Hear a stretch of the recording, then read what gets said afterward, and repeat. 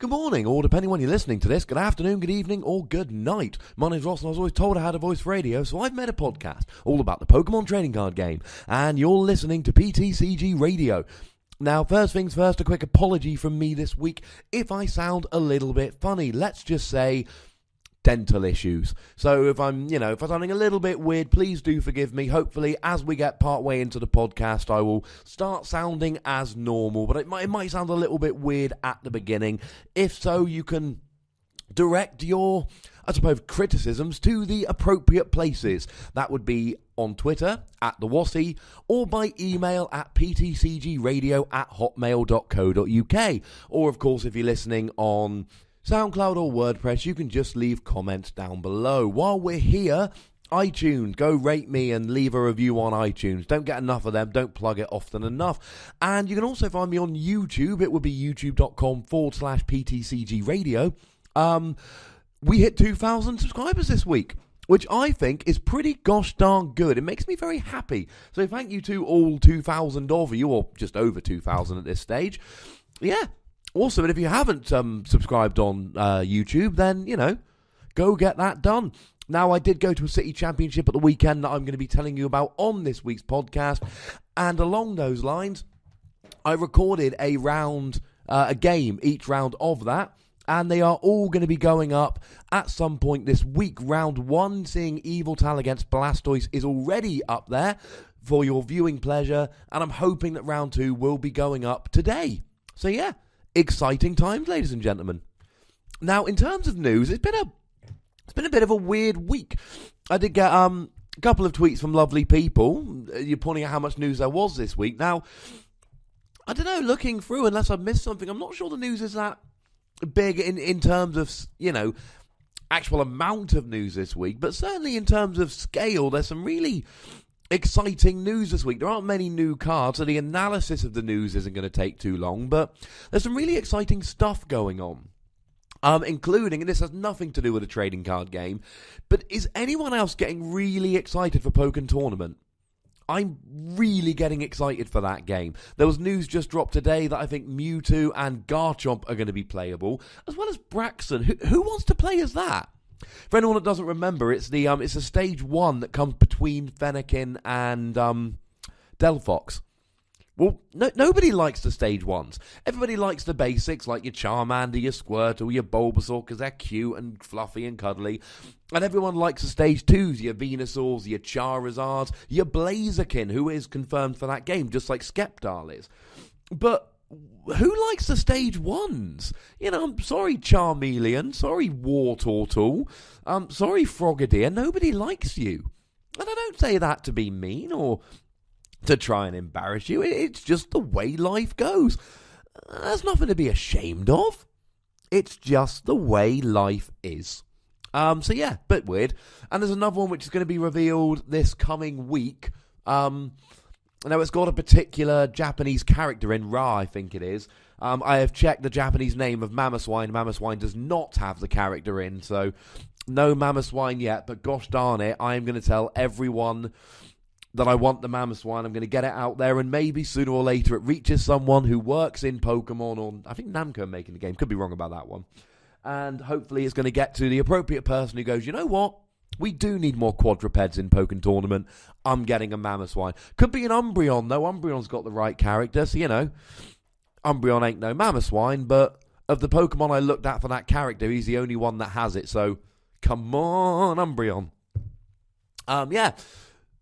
And in other weird potentially non-TCG news, we don't actually know, Pokemon are airing a commercial during the Super Bowl this year, just in case we needed any other excuses to get ridiculously excited for the Super Bowl. Now, for those that don't know me, I don't think I mention it on the podcast often, I like American football, Chargers and Lions, and yes, I know that's 2 teams, but given that I live in the UK, have no affiliation, and they're in opposite conferences and only play once every 4 years, unless they make the Super Bowl, which is one appearance between them, I think I'm allowed.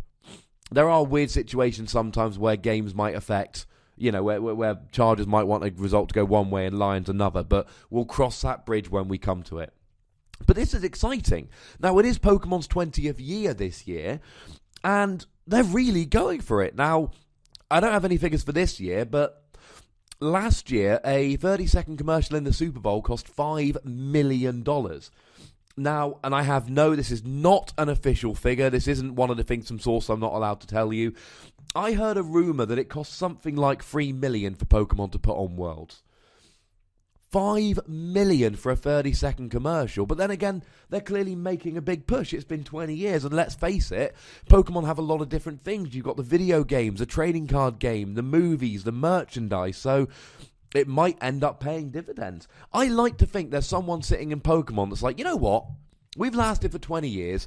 Gosh darn it, I want a Super Bowl commercial. It's going to be a huge waste of money, but I think it will be cool. Now, I don't actually think that's what happened. I think they've got a reason for it, but how cool would it be if that was actually what was happening? So, let's go into some actual TCG news for the time being. The spring tins have been revealed. Now we knew we were getting a Mewtwo. Now we know we're getting a Machamp, and we're getting a shiny Gyarados EX. Now, it looks like it's going to be the reprint of Mewtwo EX with Shattershot, just because that is that one was reprinted with alternate art in Japan, so it looks like that's the one we are getting. The other Mewtwo and its reprint, or the reprint thereof, I should say, we don't know when we're getting that. They're coming out on March the 8th, so, they're not the most exciting tins ever. Yes, of course we want a Shaymin EX tin, but we're not getting a Shaymin EX tin at the moment, so, we can cry about it, or we can just move on. Now, some cards from Breakpoint have been revealed. This is going to be our February set, which will not be legal for the European Challenge Cup, the ECC, which is an event I am going to, and I am incredibly excited about. This is, with my not going to Worlds this year, and hopefully commentating Nationals again. Certainly, I put the call out there. I did it last year. Hopefully, I'll be doing it again this year. But the ECC, that's my boy this year. That's the one I'm going for. I've got 33rd the first time I went. That was 4 years ago. 2 years ago, I got 5th. So I'm going for the crown this year. Fingers crossed. Of course, I do need a deck. Espeon EX, Trevenant Break, and Fighting Fury Belt have all been officially revealed. None of this is particularly news because we knew what these cards are. Espeon, still a fan in expanded decks with Archeops. I think it's a fun little tech. It allows you to devolve each of your opponent's evolved Pokemon, put the highest stage in their hand, and you can combine this with Archeops, get an Archeops out, use Espeon once, and then they cannot evolve them all. And they've got a handful of garbage, so they can't, refill the hand with Shaymin or something like that. Trevenant Break has got a pretty good attack for a Psychic and a Colourless, and of course with Dimension Valley, that comes down to just the Psychic Energy, that allows you to put 3 damage counters on each of your opponent's Pokemon. It's not bad for 1 energy, although it is essentially a stage 2. And Fighting Fury Belt will become as well played as Muscle Band, and that's big when you see how well played Muscle Band is. It only does 10 more damage, but it also gives you plus 40 HP, so it's a fair trade-off. Only for basic Pokemon, though, so if you're playing something like a Vespiquen deck, that ain't going to do any good. If you're playing something like an Yveltal deck, 170 HP basic, that only gives up 1 prize, pretty gosh darn good. Now, there are some new things coming out. Oh, actually, let's just do a couple little things before we finish off. The Shiny Mega Gyarados collection is coming out. $20 in the US. It will probably be about 13 quid in the UK. It's getting, in the US, a figurine of Shiny Mega Gyarados. In Europe, and I don't know if I've been paying enough attention to this, we keep getting the same sets as the US, except we lose figurines and get those jumbo promos no one ever does anything with. That seems like a worse deal on our part. Also 4 booster packs and a code card, and of course a promo of Shiny Gyarados. Now, here's something pretty interesting. On February, and I don't think I've mentioned this on the podcast before, February the 27th is going to be Pokemon Day. Now that is, if I remember correctly, the weekend after the ECC, when I will be at City Championships either in Snozzle down in Cornwall, or going to a pair of them in Manchester and Sheffield. Not decided which one it's going to be yet, but it's either going to be Snozzle or it's going to be Manchester Sheffield. And it's going to be Pokemon Day on the 27th. Now, Toys R Us stores, I assume in the US, but oh my goodness, I'm crossing my fingers for the UK as well. They're going to be giving away Holo Pikachu and Magikarp cards, as well as activity books and posters. Now, there is a shiny Magikarp which was expected to be coming in the Mega Gyarados box, which isn't. I think it's fair to assume that it's been taken out of the box to be given away on Pokemon Day. Also, how cool is it that Magikarp, the lamest of all Pokemon, and I'm not just saying that from my own, opinions. There are Pokedex entries in the handheld games from the Game Boy upwards that have referred to it as the worst Pokemon, and that was always one of the cool jokes in the original Pokemon games.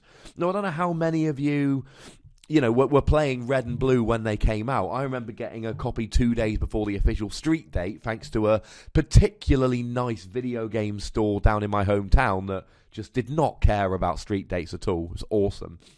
And just finding out that Magikarp evolved into one of the best Pokemon in the game was just awesome. It's such a cool little twist. So yeah, Pokemon Day, ladies and gentlemen. It's going to be fun. Now, speaking of Pokken Tournament, there is going to be an XY trainer kit, which doesn't half look like it's going to be celebrating Pokken Tournament.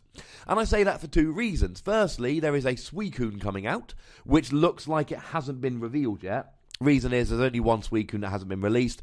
It has an ability, and this is the fourth X and Y trainer kit. And in the previous three, there were no Pokemon with abilities. And that makes sense. It's trying to... These trainer kits, I did buy the one with Excadrill and Zoroark back in the day. And I think that was when Black and White first came out. And the whole point of these trainer kits is that it's supposed to be helping you to learn the game. So what they don't want with these is, making it too complicated. So they've got weakness and resistance and all of that. Hence, presumably the Suicune will be weak to lightning, and then the Pikachu, we'll get to that in a second, will be lightning. But anyway, point is, it's going to be a new Suicune that hasn't been revealed yet. Try not to get too excited. These trainer kits are not known for having really powerful Pokemon in. Although it'd be kind of cool if it did, because they're usually exclusive to the trainer kit. So you'd have to buy, if this Suicune was really good, you'd have to buy 4 of them. And Suicune is a playable character, is a quadruped, if you will, in Pokken Tournament. The other, and it comes as 2 30-card decks, and this is how I really know it's going to be linked in with Pokken Tournament. Pikachu Libre. Now, he is a playable character in Pokken Tournament. He's a little Lucha Libre wrestler. Well, Pikachu dressed there as. And there is absolutely no reason to launch a card of that if it wasn't for Pokken Tournament. Now, this means that the trainer kit's coming out on April the 27th. Just getting it out there. I do not want to wait till the end of April for Pokken Tournament. That does not sound like fun to me. If I could have it tomorrow, that would be awesome. I'll wait till February, March if I have to. April, Pokemon, you're killing me. That ain't fair. Don't like it. Not impressed. Sort it out. Although it does mean I'm clearly going to be setting my mock exams before Pokken Tournament comes out, so I can get them all marked, because I don't want my Pokken Tournament time just interrupted by stupid marking. Speaking of which, when I get Pokemon Tournament, totally going to be tweeting out my Wii U friend code. Let's all battle on Pokken Tournament. It's going to be amazing. I feel like this news has turned too much into me talking about how excited I am for Pokken Tournament and not enough me talking TCG news. But hey ho, if you're still listening, I thank you very much for it. So yeah, there's going to be a trainer kit and these things, and I genuinely, if you're new to the game, or if you've got, girlfriend, child, friend, who you want to introduce to Pokemon, and I have used the trainer kit to introduce people to Pokemon and teach them the rules before. That's why I bought the no, actually that's a lie. I bought the Excadrill Zoroark one because I love Excadrill and I wanted the promo Excadrill. But I did use it to teach people. And also, the set symbols will be Suicune and Pikachu Libre. The set symbols on these things are awesome. But if you've got somebody that you're thinking of getting into the game, and they are actually really cool things for that. You also get... So it comes as 2 30-card decks, which you can obviously put into a 60-card deck, but it's a theme deck. It won't be that playable. And then 2 player mat, damage counter, special condition markers, coin, deck box, and, of course, a code card. So that's, pretty cool. Not amazing, but pretty cool. Now, let's get to the really interesting stuff and hope I don't miss anything. Now, I've been telling you about these generation boosters. Actually, let's start from the beginning. We are going to be getting a new set. Now, I'm not sure I entirely understand the new set. It's called Pokemon Generations. Now, it's not going to be our February set.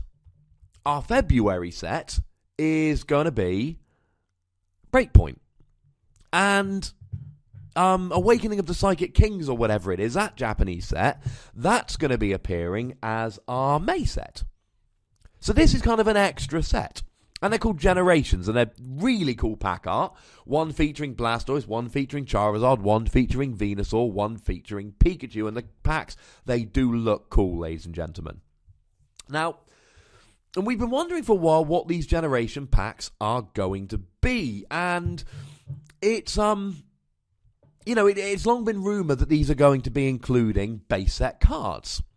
Now, we finally have some, and I'll get round to how to get these boosters in a minute. There's a lot of news come out in bits and pieces, so let me try and make it clear. Now, these generation packs, they're going to cover every stage of a trainer's journey, from the choice of a first partner Pokemon to the most elite of trainer battles. Now, here's the important stuff. 110 cards, the second Radiant collection. Now, remember, the first Radiant collection was packaged with Legendary Treasures, that reprint set. Now, remember I told you about the Pokémon or whatever it was set in Japan? The one with cute Pokemon that basically translates to Pokemon so cute I could die. That's the second Radiant collection. So, although I speculated that it would most likely be released as a set of blisters like Double Crisis or Dragon Bolt, turns out not the case. It's going to be released in Pokemon, in the Generations packs. So that's 32 cards. Now, if it is like Legendary Treasures, they had the set, and then they had Radiant Collection, which had a different set symbol and a different numbering. So there's going to be 32 cards of these. So presumably, there's going to be 140 plus cards in this set. 110 plus the 32 card subset. What it literally says on the press release is, includes over 110 cards, comma, the second Radiant collection, and 16 Pokemon EX. Now, I don't know whether that, I don't think it's implying that that's included in the 110, but given that the first Radiant collection was numbered separately and had a different set symbol, I would imagine that this will be the case as well. So, what is going to be in this then? Well, we know we're going to be getting Pikachu, Snorlax, Ninetales EX, Jolteon EX, and new Mega Charizard, Blastoise, and Venusaur. So, I think it's fair to assume, well, we know we're getting a Pokémon set, the new Radiant Collection. But there's a whole bunch of recent deck promos, the Evolutions decks, which I told you about on a recent podcast, which included Ninetales, Vaporeon, Jolteon EX, etc. So it's fair to assume they're coming in the set. So it looks like it is going to be, for the large part, excess cards from Japan. Cards that we need to get from Japan that we haven't got anywhere else for now. No guarantee, of course, but that's what it looks like for the time being. So that's pretty cool. Oh, and new basic energy as well. So, we'll talk about the new EXs in a moment. Let's talk about how we get some Generations booster packs. Now, we are getting a whole bunch of mythical Pokemon collections. Now, these I am excited about. I am going to be collecting these, and it's going to be awesome. Now, they're going to be released every month, starting in February with Mew and ending in December with Meloetta. Now, we're also going to be having Celebi, which I believe is March, Jirachi, which I believe is April, Darkrai, which looks like it's going to be May, Manaphy, which looks like June, and Shaman, which looks like July. And oh my goodness, I can't wait. They're all 20th anniversary things. And you get a pin of the relevant Pokemon. You get a promo card of the relevant Pokemon. And it looks like you're going to be getting 2 Generations packs. And, of course, a PTCG code card, which, you know, fairly standard. Speaking of which, and this is completely off topic, but this was quite something, and this is a little bit shameless, so I apologise for that. But I was Googling around the other day, And it turns out that when you Google PTCG, as in Pokemon Trading Card, the first two results are Pokemon.com, and the third result, PTCGRadio, above Bulbapedia, Reddit, and Wikipedia. In your face, those websites. I'm sure it won't last, but I found that the other day, and I thought it was awesome. Any new listeners to the podcast, I'm not always this vain. Regular listeners, don't tell them I'm always this vain. Keep it between us. These things look cool. They're going to be $13 in the US. I'm hoping around the tenner in the UK. I'm going to be getting all of these, and I'm going to be honest, there is a chance that I get two of each of them so I can open one up and get the cards and leave the rest sealed, because I can honestly just... The packaging's really cool, but you've got the pins and the promo cards and all of that, and I don't know whether it's Pokken Tournament or that I'm talking about all the 20th anniversary stuff this week, but it really is starting to make me think, yeah, Pokemon, woo! Kind of a bit on a Pokemon high. Rest of these haven't been revealed yet. Now, I don't know. Oh, and we're also going to be getting boxes for Charizard EX, Blastoise EX, Venusaur EX, and Pikachu EX a little bit separately. I don't know, and I don't know whether I've missed any information here. I'm not entirely sure that we're going to be able to get... I don't know when these Generations 1s are going to be released. Honestly. Now, I know we're getting 2 booster packs in each of these sets with the promos. I assume they're just going to be released on their own as booster packs, but I'm not exactly sure how. Now, it is listed as a special expansion. I can't imagine they wouldn't release the pack separately, but it means it's not our February set. It's not our May set. I don't know when exactly they're going to release it. I'm not sure if I've got a release date down here for the time being. But yeah, we'll talk about some of the cards from that in a moment. But the point is, these generation cards, they are coming, ladies and gentlemen, and they look pretty cool. Also, and these are going to be exclusive to the Pokemon Center website. 20th anniversary. It's a whole set. You can get a deck box, a binder, a mat, and a set of sleeves. But it's a really cool little design. I go over to pokebeach.com and have a look at it. It's on the Celebi, Jirachi, Darkrai, Manaphy, Shaymin, Mythical Collections Generations news story. I might just tweet out a link to it, actually. And it's Pikachu's head, but it's made up of a collection of pictures of Pokemon, all shaped to look like Pikachu's head, with obviously Pikachu in the middle and a 2 and a 0 as his 2 cheeks, and then a bunch of other Pokemon all mashed together. I say a bunch of Pokemon, it's all the starters. It's just the starters from all the games, the basic, not the stage ones. As previously discussed, nobody likes them. Pikachu and all the starters making a Pikachu face. It's awesome. This is the year, ladies and gentlemen, to just spend all your money on Pokemon and just let your Pokemon love reign supreme. Please don't tell my girlfriend I said that. Actually, she never listens to this, and she's not on my Twitter. So, yeah, that never happened. So let's have a look at some of the cards from this particular set then. We have had a couple of cards revealed. I'm still not entirely sure when these Generations boosters are going to be revealed. Now, obviously, you're going to be able to get them in February, because that's when the Mew box comes out, and the Mew box is going to be the first one with these boosters included. But I'm not entirely sure when it comes out, just kind of to buy the boosters. It is weird how the information for this has been trickling out in a very difficult to follow manner. Hopefully I've made it clear. We're getting, from February onwards, a mythical box every month with Pokemon Pin 2 boosters. There are EX boxes coming later on in the year. And it is a special set with 110 cards. Second Radiant Collection, which is a Pokémon Japanese set. And some new EXs. Let's have a look at some of these. Now, one more question I want to answer here. We are having Venusaur, Mega Venusaur, Charizard, Mega Charizard, Blastoise, Mega Blastoise. Are we getting Spirit Links in the set? Now, Pokemon have really set their stall out when it comes to Spirit Links. They have made it very clear they want Spirit Links. They never used to make them, then they started making them, but only if it was in the set, not if they were released as promos. And then we see in things like the, not Articuno, we're going to get there in a second. Fossil, Aerodactyl. Well, I might actually have to stop and do a bit of editing then. But no, we roll on. In the Aerodactyl box, you're getting Aerodactyl, Mega Aerodactyl, and a Spirit Link. Although, interestingly, the Spirit Link's only available in that box. So if you want like a 2-2 line with 4 Spirit Links, you still have to buy 4 boxes. But it's better than not having a Spirit Link, and we know that singles exist. People that, just want the EXs not to play, so they don't want the Spirit Link. Anyway, I am rambling. We never had a Venusaur Spirit Link, and we never had a Charizard Spirit Link. Well, now seems like a pretty good time to release them. In a proper set, with booster packs, where we are having the proper set with booster packs, where we're having a new EX and a Mega EX. So no confirmation yet. If I had to guess, I'd wager they will be releasing Spirit Links, because Pokemon seem pretty determined. And that's interesting, because we're going to get to Mega Venusaur in a second. But the first Mega Venusaur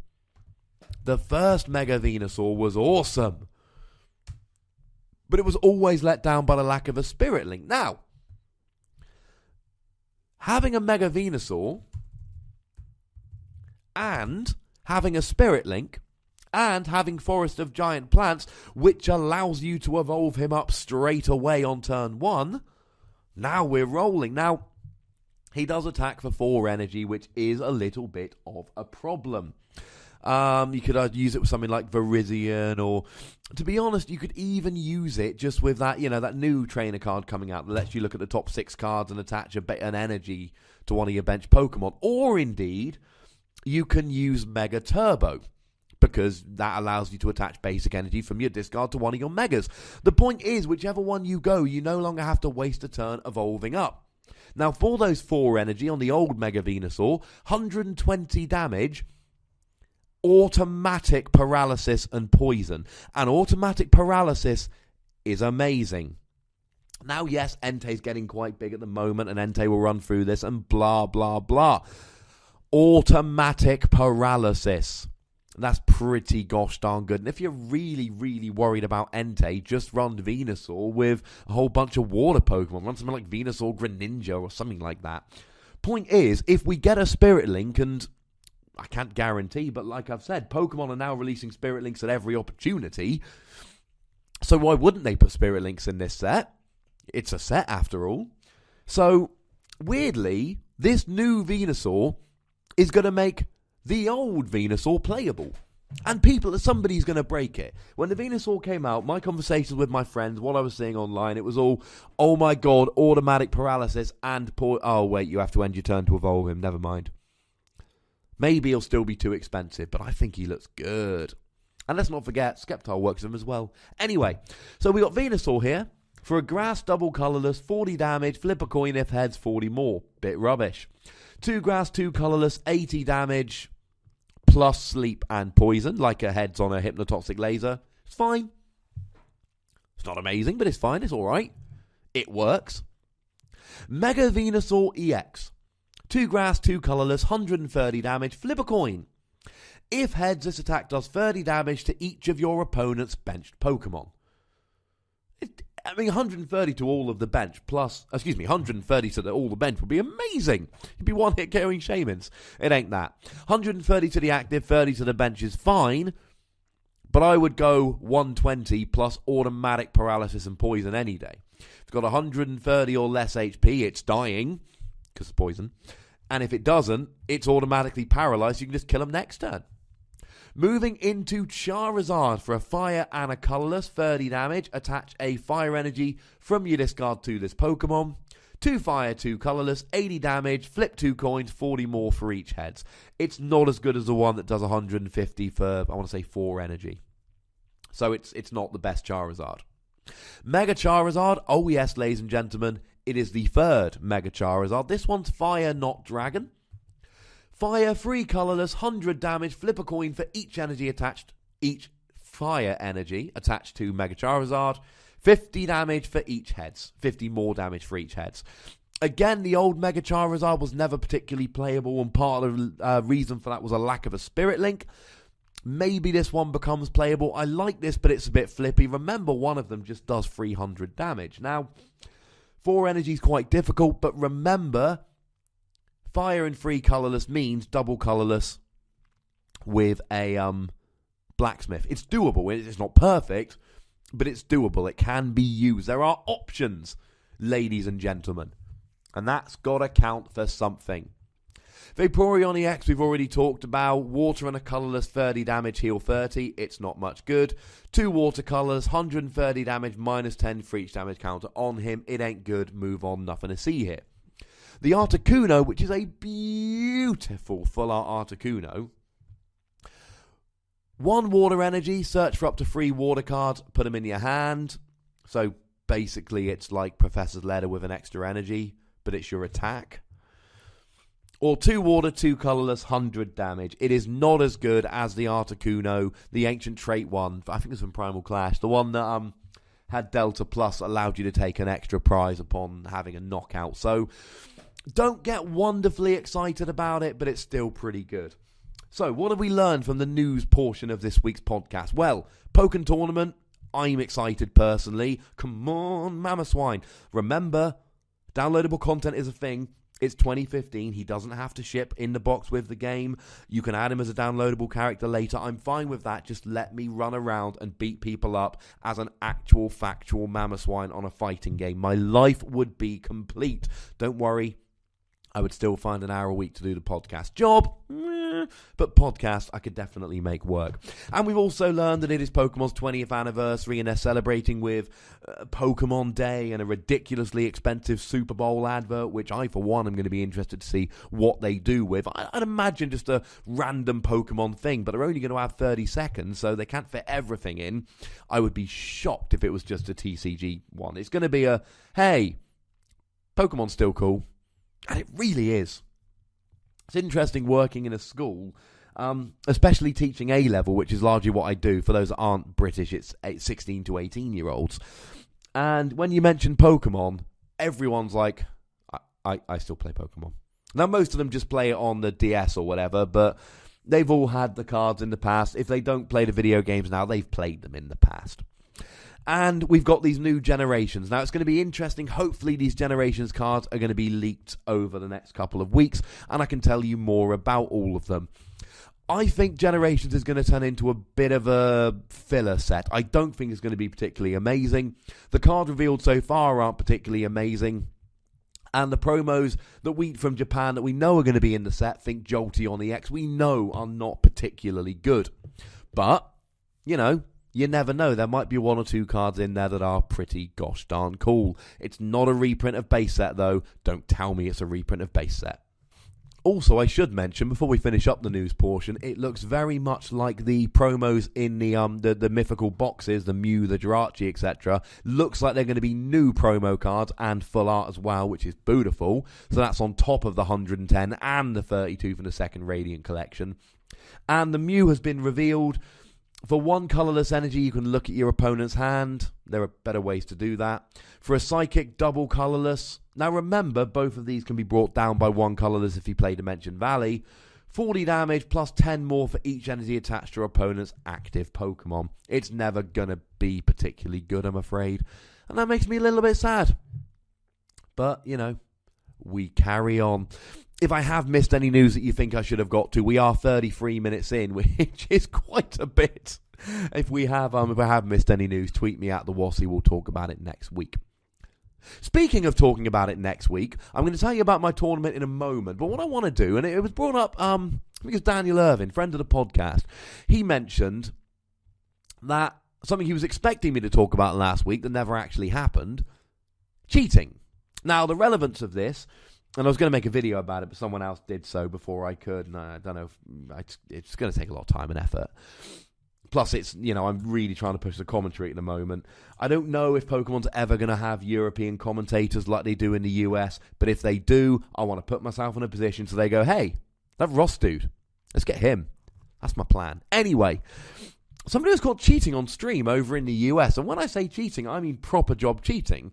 He would literally just look through his discard, put the card he wanted, at the top or bottom, an easy place to get, and just slip it into his hand when his opponent wasn't looking. Just literally taking cards out of the discard and putting it in his hand. And I believe he won that city championship. Now, I'm going to make this as clear as I can. What's the point? I mean, if you're on stream and you're cheating, you've got to be stupid. I'm sorry, logically, the only possible the only possible deduction here is that you're an idiot. Now, if you're sitting on your own and your opponent's not looking and nobody's watching and you decide to cheat, you're a terrible person. And I repeat, what's the point? But you've got a reasonable expectation of not being caught. But on stream, people, this game's moderately popular. Even, now it's weird. When I put videos on my YouTube channel, the regionals ones generally hit 1,000 fairly quickly. The League Challenge ones, some of the little League Challenge ones, they get watched by the people who watch all of my videos, not by everybody. So, a week ago I put a regionals video up. It's over 800 views. It'll hit 1,000. Whereas a couple of weeks ago, I was putting up some League Challenge videos, and they're all rocking up to 700, but it's taken, a week and a half longer, and they've got 100 less views, and they won't get as high. But even my League Challenge videos get watched by 700-800 people. Now, ones that are being streamed over the internet are also watched by a whole bunch of people live. And here's my point. Somebody is going to see you cheat. It is basically guaranteed. Someone's going to see it. So, why would you do it? You have to be stupid. Either to not realise you're going to get caught, stupid, or to know you're going to get caught and do it anyway. Stupid. Now, and I've made this point on the podcast before. There's no point cheating in the Pokemon trading card game. Why would you do that? The prizes ain't that big. They just aren't. If you win Worlds, was it 25 grand last year? For winning Worlds. So if you get all the way to Worlds, and you get all the way into Day 2, and you go through, even with all that luck, 25 grand. Now, cards like Magic the Gathering, where you can legitimately make make a living playing them, I can see why people would cheat. I don't endorse it. I still think it makes you a terrible person. But I can understand why people would. But in Pokemon, really? It's just... the rewards aren't there. It absolutely baffles the mind that people would be stupid enough to do it. And again, no sympathy whatsoever. Now, obviously, I'm not endorsing online bullying. The dude hopefully has learnt his lesson. So I'm not, don't go going and having a go at them or anything like that. But just, I don't get it. I just don't get it. I don't know if I'm the only person left, but I just play this game for fun. And I sit at home commentating games that I've recorded at tournaments for fun. I just love the Pokemon trading card game. It's as simple as that. And I don't know how... It baffles me, ladies and gentlemen.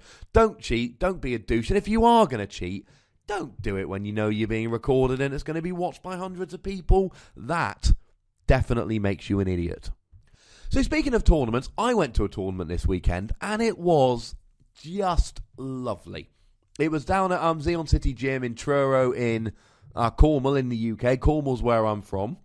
And it was literally a case of I was in Cornwall at the weekend to go to girlfriend's work Christmas party. I know Christmas was a couple of weeks ago. And so as I was in Cornwall and she was working during the day, I could either go and see my family or I could go and play Pokemon. My family will get over it. And I rocked up, and the very first thing that was said to me was, do you want a cup of tea? Now, again, for those of you that aren't British, this might get a bit lost in translation, but that is how things work in Britain. Or England, I suppose, more specifically. You get offered tea. I once spent a summer working as a removal man, and every house, and I mean every single house I ever turned up to, over the course of about 2 months, the first thing was never about the move or their stuff.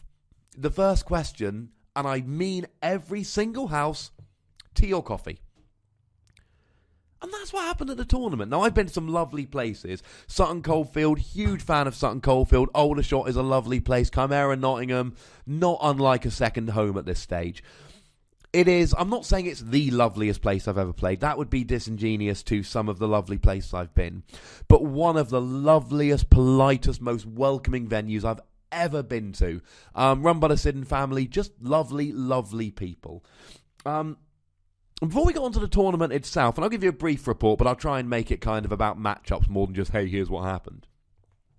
There's been a bit of a trend of increasing prices of tournaments. Now, it used to be that you'd pay, £3 for a league challenge, £5 for a people in the US just like add 50%, and it's roughly in dollars. In the UK, £5 for a city championship and £10 for a regional.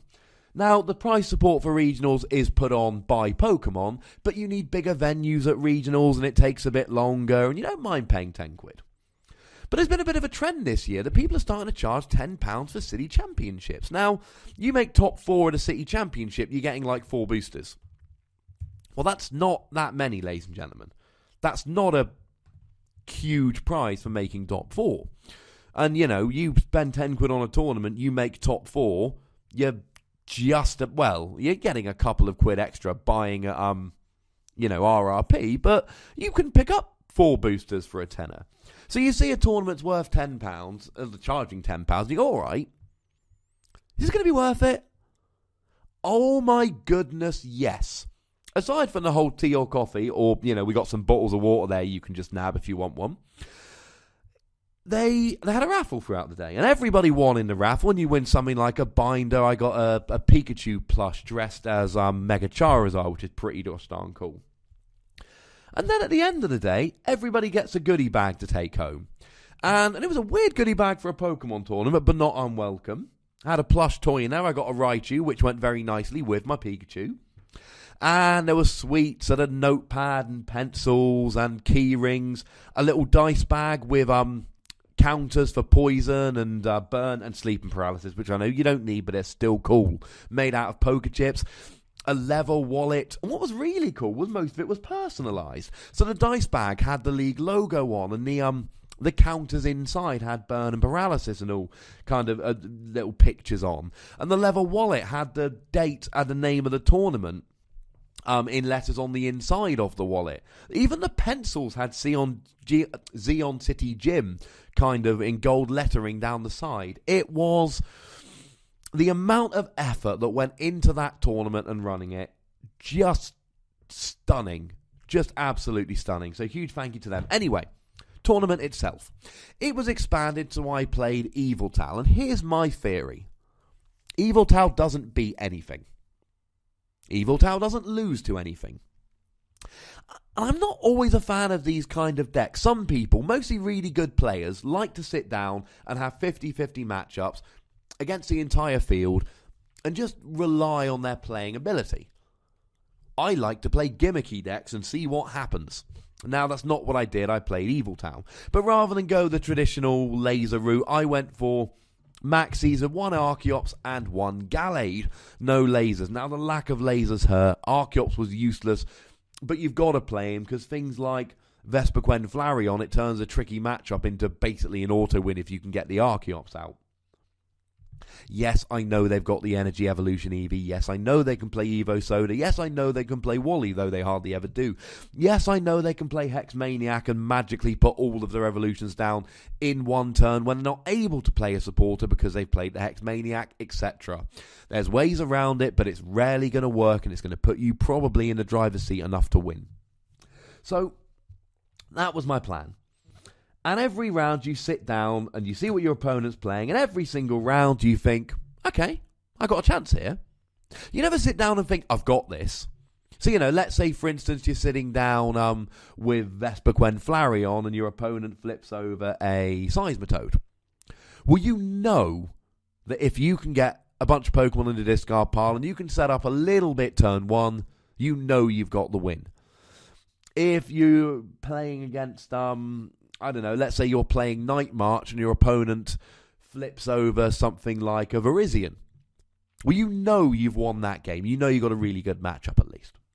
So round 1, I am playing an Yveltal mirror match. Now, the mirror match is very awkward because it essentially comes down to one of two things, assuming the decks are made evenly. Firstly, it should turn into a Y Cyclone Fest. Nobody wants to use Evil Ball. Everyone wants to use Y Cyclone. One of two things will generally happen. Number one, somebody takes an EXKO, and then you just trade EXKOs until the person who took the first KO wins. Number two, somebody takes the first EXKO, gets end, draws dead, and the other player wins.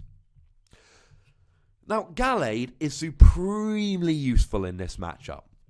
And it really, really did come in handy. Now, the thing about Gallade is this. You don't get him out every game, but in Expanded, you've got computer search, which allows you to search for any card and clear your hand a bit. Because remember, you need Maxis to be the only card in your hand if you play it.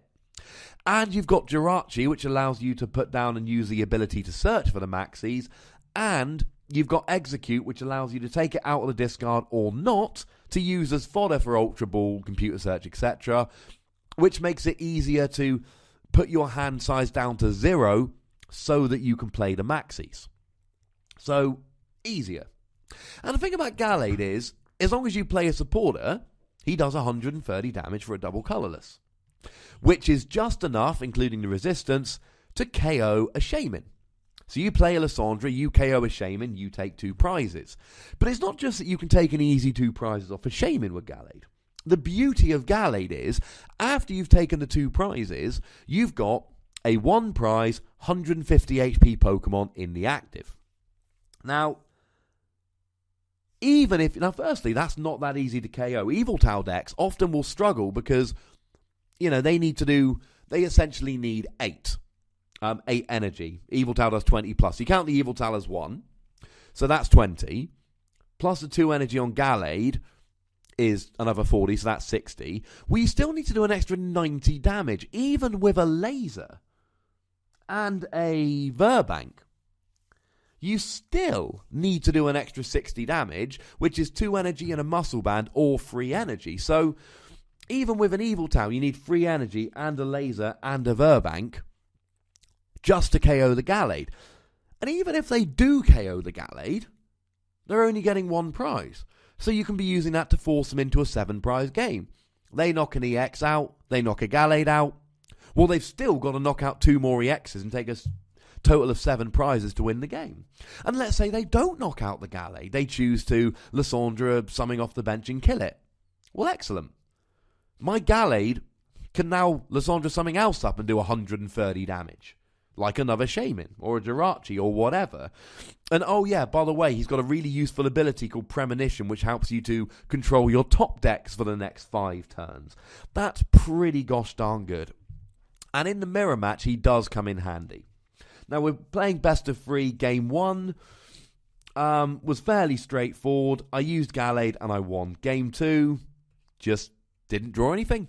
I started off with Seismitoad. My opponent started off with a Mewtwo, which means she could just sit there and X-Ball until my Seismitoad died. I didn't have any Pokemon. Couldn't do anything about it. Drew dead. Happens. Game 3, I didn't deserve to win Game 3. I played badly. I made silly little mistakes. I didn't use my battle compressor properly. I didn't play out my hands as efficiently as I could. There were a couple of turns where my opponent could have won with a Lysander, but she never had one.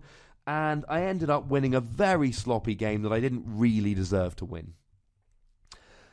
And then it comes to round 2, and I am drawn against Ryan Sinclair, a very nice player from Plymouth, a very good player, and he's playing Tyrantrum. Now, Tyrantrum works with, whatchamacallhim? I can't remember for the life of me now. What's he called? Bronzong. And you use Metal Energy, and for 4 energy, but including 1 fighting, so you do need to have either a basic fighting or a double dragon energy to use it, you get to do 190 damage. And the entire matchup with Tyrantrum comes down to this. If they can stream Tyrantrums and KO EXs, I can't win.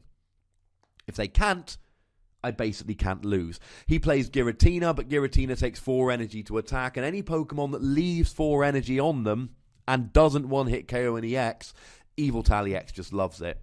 You're already doing 80 damage for my Evil Ball, which means I only need to do 100 to get a 2-prize knockout, and you're not getting a 2-prize knockout. Heck, you need a muscle band just to kill a shaman. And game 1, I've got the turn 2. I go first. I have the turn 2 Archeops ready to go. I am getting rid of it. And remember, his turn 2 comes after mine, so if I get a turn 2 Archeops, he never gets a Bronzong. But of course, he ends me and I draw dead. But both games go fairly similar. He doesn't get the Tarantrums going quickly enough, and I use Yveltal to just smash. Game 2, he gets a little unlucky because he can't hit the fighting energy, which means he's got a Tarantrum left on the bench with a whole bunch of energy attached, which I'm able to Lysandre and kill. Round 3, I'm drawn against Nitish the Loob. He's the chap who... he's a chap that beat me in top 8 at Newport Regionals last time I cut. And he's a very good player. And he's playing Yveltal. Now, he's playing lasers, not Gallade. And they were good games. They were games I probably should have recorded, if I'm honest, but I don't like putting myself on stream. It's as simple as round 1, he goes first, draws a bit better, wins. Game 2, I go first, get an early Gallade, and I've talked about how useful Gallade can be in the mirror, and I win. Game 3, I don't mind losing game 1, that's fine. Game 3, I'm a little salty about game 3. And the reason is, I never really had a chance. I told you about losing the first EX KO and how big that is in the Yveltal matchup. Now, there was a misplay on my part. I did forget to use Premonition with Gallade at one point, and that could have got me a VS Seeker for an N. Now, I don't think it would have changed the outcome, but that was a misplay on my part, which may have affected things. So, just to make it clear, I might have messed up a bit. But what really lost me the game was I started Caldeo and went second. He hits a laser Verbank. He hits heads on the laser. I hit tails on the sleep flip. Now, if I go first, or I don't start Caldeo, or if he doesn't hit heads, or if I do hit heads, if any of those things happen, I'm sorted. But they don't happen. I've got an Ultra Ball, but I can't use it to get a Caldeo to get out of poison because my Caldeo is in the active. Which means at the end of his turn, it's going to be on 90 damage. He only needs to do 90 damage to KO me. He's gone first. His turn, he puts a Dark Energy on Yveltal, plays a laser. I have a turn where I can't do anything because my Caldeo's in the active asleep. His turn, he just attaches a DCE, uses Y-Cyclone for 90, and I die from poison. He's 2 prizes up before I get a turn, and that's the game. I'd mount a valiant comeback, but he's always 2 prizes ahead. Now, there was the end play which I missed. Maybe that would have changed things a little bit. I honestly don't think it would. He was playing very well. He was fitting out his deck. I think he was going to win regardless, but it's still something which I need to bear in mind, and it's something I've talked about on the podcast before. I seem to be saying that a lot lately. When you lose, by all means, be a little bit salty. Now, try and do it either in privately or on a podcast, which people are choosing to listen to. Wink. I'm a little salty about that game. But also, rather than just saying I lost because of this, I can look back and say, well, hang on a second. Okay, I started the game under less than ideal circumstances. But had I used that Premonition, I get a VS Seeker. I can use that to play an N. Maybe I slow him down. Maybe I get the win. Round 4, I'm drawn against Max Sidden's Blastoise, and Blastoise is a very interesting match, because if they get 6 energy on a Caldeo, they can one-hit KO my Yveltal. But as soon as they get 6 energy on a Caldeo, I need 2 energy on an Yveltal in order to get a return KO with Evil Ball. But of course, if they KO me with Caldeo and I get the return with Evil Ball, and we keep going like that, I lose the game. So I need to jump ahead in prizes. And the way to do that is... Now, getting the first KO on a Caldeo is difficult because they're rarely going to leave the energy on a Caldeo until they've got the KO. But if you can get the first KO on something like a Jirachi or a Shaman, then you're in really good position. But the other way to do it is Hex Maniac. What you need to do is get a KO on a Caldeo using your Yveltal right after you play a Hex Maniac. At which point, your opponent is unable to use Deluge, and unless they've got a 6 energy Caldeo ready to, or a 5 energy, I suppose a 4 energy Caldeo, because then they could go Muscle Band Energy, which would do the requisite 170, then you're going to probably jump ahead and win the game. Of course, the turn afterwards, they're not going to have enough energy on the Caldeo, so you'll need a Lysandre to kill a Shaman rather than killing the Caldeo. But even so, the fact remains. Game 1, that's exactly what happens. We both start okay. I get a slightly better draw. He doesn't get the turn 1 Blastoise, which helps me. And at one point, I'm able to take a KO while playing a Hex Maniac, kill a Shaman the next turn, game over. Game 2, I draw through 38 cards in my deck, I counted, without seeing a single energy. In the meantime, I've discarded 3 of my 4... that was Game 2. Game 1, I draw through 38 cards in my deck without seeing one of my 10 energy. I also discard 3 of my Dark Patch. Now, I've told you I need to get 2 energy on a Caldeo, and DCE won't count for Evil Ball. I need 2 energy on my Yveltal to get a KO on a 6 energy Caldeo. Which means I need Dark Patch. I Dark Patch on a Caldeo, then I attach, I get to kill a Caldeo. Easy. Without the Dark Patch, without the energy, I can't win. Now what I'm proud of myself a little bit for, I scooped that first game in like 5-6 minutes. I played my turns fast, seeing what was happening, and I scooped quite quickly. I hate scooping game 1 of a best of 3, but if you're going to do it early. And then games 2 and 3, it was exactly like I said before. Now, the thing about game 3 was my opponent did draw very poorly. And when he finally got something going, I was able to use Hex Maniac to stop him. And there we go. And that led me to a 3-1 record and playing Jack in the final round. He's playing Virizion Genesect. And if ever there was a game where the coin flip mattered, it is Yveltal against Virizion Genesect. You don't need me to tell you that I lost the coin flip. And the reason is this. If you win the coin flip, you go first, you attach to an Yveltal. They attach to Virizion. You then get to attack the Virizion because you've got 2 energy on an Yveltal. And if you've got 2 energy and they've got 1 energy, you're doing 80 damage. Next turn, you attach another energy. By the next turn, they've attached another energy, so you can just do Evil Ball for 100 and get the KO. So at that point, your 2 prizes up. They have used Emerald Slash once. They will lose the energy on the Virizion. They will have 2 energy on a bench Genesect, and they can attach an energy. But the only way to KO your Yveltal is they attach an energy, G-Booster, KO you discarding 2 energy, and then they're left with just a 1 energy Genesect on the field, and you can then go to town, to be honest, start killing Shaman, something like that, or just, use Y-Cyclone on the Genesect, and yes, maybe they get energy and Colress Machine to get a second G-Booster the next turn, but then you can KO the Genesect, you're at 2 prizes each, your opponent has no energy on the board. You will probably win. However, let's say that your opponent wins a flip. They attach an energy to Virizion, and you need to attack that turn. And it's difficult to get an Yveltal out, Dark Patch, and attach, and then get it into the active on turn 1. And unless you do that, they then Emerald Slash. You then get your first attack on a Virizion. It doesn't KO. Your opponent retreats into Genesect and KOs your Yveltal, at which point they've got 2 more energy on the field that they can use for another Emerald Slash later in the game, or they can use to energy switch off onto a Genesect, etc. That coin flip makes a huge difference. And that's exactly what happened. He wins a coin flip. Game 1, I can't keep up with a prize trade. Game 2, I get the first hit on Virizion and win the prize trade. Game 3, we run out of time. It's also a matchup which is pretty much destined for a draw in 15-minute best of 3 unless something crazy happens. And that's exactly what happens, and I end up squeaking into cut as the 4th seed at 4-1-1. Now, a couple little things before we go today, because we are pretty much at the hour mark. First things first. Anyone that says Deden is a really good counter for Yveltal and puts 1 Deden in their list just in case is an idiot. Sorry if that's you. Sorry if that sounds mean. Deden does 20 damage. A good Yveltal player, knowing that their opponent plays Deden, is going to use Y-Cyclone. They're going to have a Dark and a DCE attached to the Yveltal. They're going to use Y-Cyclone for 90 or 110 for Muscle Band or 140 for Muscle Band Laser. And then they're going to put the DCE to one of their Pokemon on the bench.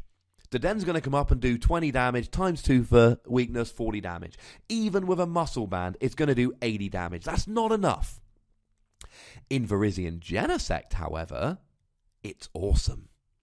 Because my opponent gets left with a 1 energy Genesect. Well, I've already killed their Virizion. So I'm going to want to kill their Genesect. Problem is, I'm going to need a total of 8 energy, not including, because the Yveltal does 20 as it is. Okay? Now, if Genesect's got 1 energy on, I need a total of 8. So I'm going to need 7 energy or 6 and a muscle band. Now, with DCE and Dark Patch, that's doable. And then you get the big KO on the Genesect, and you're sitting there having taken 4 prizes, and you're happy. That, ladies and gentlemen, is when Deden comes in and shines. The other thing is, I almost got scooped out of cut at this tournament. Now, I've talked about scooping before, and I've said it doesn't make you a nice person. I also told you that a couple of weeks ago at Sutton Coldfield League Challenge, I scooped my friend Corey into cut. I know who I scooped out of cut, and I'm not sorry. Corey's a friend. His brother's a friend. He wants to go to Worlds, and I made a conscious decision. But I almost got scooped out of cut in this tournament, and here's how. Going into the tournament, there was Nitish and Chris. They were already in cut. That's irrelevant. I'm playing Jack, and Ryan is paired down against Max. Max cannot make cut. So if Ryan wins, he's in cut. The winner of me and Jack is in cut. If me and Jack draw, I'm fairly certain my resistance will let me in, hence the lack of ID. And I did tell him we could ID, but I told him I was in a better position than him for cut, so we played it out. Although, to be honest, I figured it would probably end in a draw, to be honest. But if Max beats Ryan, then they both finish on 3-2. If I lose to Jack, then Jack gets into cut. But then there's 3 people in cut, and I'm on 3-2, Ryan's on 3-2, Max is on 3-2. I've got the highest resistance. So if I lose to Jack, and Max beats Ryan, I end up making cut as a high as 3-2. Now, just to be clear, no one deserves to make cut with 3 wins and 2 losses. It's almost as bad as the year Tom Hall got made top 30. There was a top 32 cut of Worlds, and Tom Hall got in the record of 4-3, lost in top 32, and ended up getting top 32 prizes at Worlds despite going 4-4 with a 50% win rate. There weren't many 4-3s that made it. His opponent's win percentage was insane. And that's what happened. Max scooped Ryan into cut. Ryan makes cut. There's 1 space left. It's between me and Jack. And as we told you, we drew and I went in. But had I lost to Jack, I would literally have been scooped out of cut. Just an interesting story. Now, I told you my girlfriend had a Christmas party. I told the organisers I had to go at 5. Swiss finished at 5, and the organisers, just in case they hadn't been lovely enough, they let me go and have my choice of goodie bags, gave me my prizes so I could rush out the door incredibly quickly. I didn't play top 4. I scooped to Chris, who ended up winning the whole tournament. But I always intended to scoop. I had a party to go to. I made top 4. I scooped. I'm having a decent season, actually. I've cut 1 of the 2 regionals I went to, and the other regional I finished 24th out of about 100 people, which was all right. I've done all right at league challenges, cutting 1 and scooping my friend into cutting the other. And I've cut the 1 cities I went to. So things are doing all right. Of course, this being the year I can't go to Worlds, I'm sure I will just saunter to qualification because I don't need to. As it is, I think I'm at 117 out of 300, so still a way away yet. Now, in terms of upcoming tournaments, I shall be at Chesterfield this Sunday, and then after that, I shall be at Norwich a week or 2 weeks on Saturday. Anyone in the UK that's going, come and say hello. And check out my YouTube channel, youtube.com/PTCGRadio, where you can find a whole bunch of videos, including round 1 from this tournament, and shortly, round 2. So hopefully, I've got you all up to date on Pokemon's 20th anniversary plans. Hopefully, I've given you some nice information about Yveltal and Expanded, and just, told you a fun little story about my tournament. As always, if you want to get in touch about anything or just tell me how much I suck, you can find me on Twitter at @TheWassy, or you can email me at ptcgradio@hotmail.co.uk. I hope I didn't sound too funny, and I hope I get this problem sorted sooner rather than later. Thank you very much for listening. Look after yourselves till next week, when we will have, of course, another lovely podcast. Thank you very much for listening. My name's Ross, and you've been listening to PTCG Radio.